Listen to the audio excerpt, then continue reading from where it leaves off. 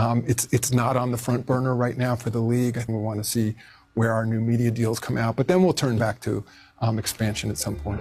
In 2012, the Nets, who've been playing in New Jersey for decades, built a new arena in Brooklyn and relocated there. In 2008, the Seattle Supersonics got their team taken away from them when new owner Clay Bennett saw an opportunity to move the team to his home state of Oklahoma. In 2001, after struggling with finances, the Vancouver Grizzlies were forced to relocate to Memphis. You can go back even further, and so many teams have relocated, and so many teams have joined the league as an expansion team. But through all this time, one thing remained the same.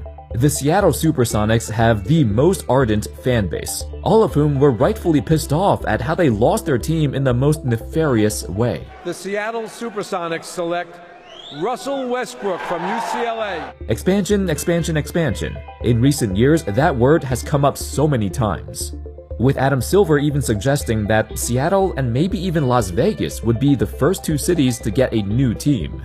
That is, if they get to that point. However, there's also been conflicting reports that maybe the NBA is not as urgent with expanding in the US as much as they let on, as their sights are set elsewhere. In this video, let's take a detailed look at how Adam Silver and the NBA League office has quietly changed their outlook, and the hopes of Seattle ever getting their team back is dwindling.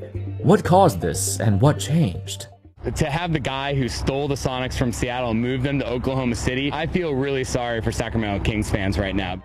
You see, the discussion of Seattle getting a new team has been around for over a decade. It started all the way back in 2013. The owner of the Sacramento Kings was the Maloof family.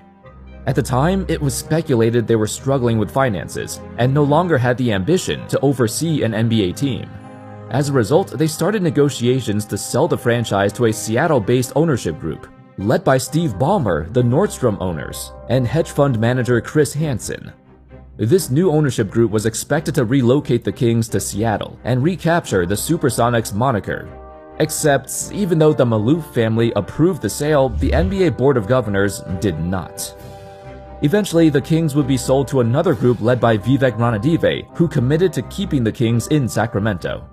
In retrospect, the Sonics were so close to getting their team back, but it wouldn't feel right to steal another city's team like that. Much like the Sonics, the Kings have some of the most passionate fans ever, and it would have created, ironically, the same predicament the Sonics have been in for all this time. Ever since then, the NBA has reached several milestones. New TV deals, new campaigns to expand their audience on every continent, new ways to promote their games via social media, even new sponsorships which may be quite controversial. This was evident by the salary cap limit. From 2006 to 2013, the NBA salary cap barely changed. From 2013 until 2025, the NBA's revenue and popularity exploded. Adam Silver also took over David Stern's role as commissioner in 2014, so he had a lot to do with it.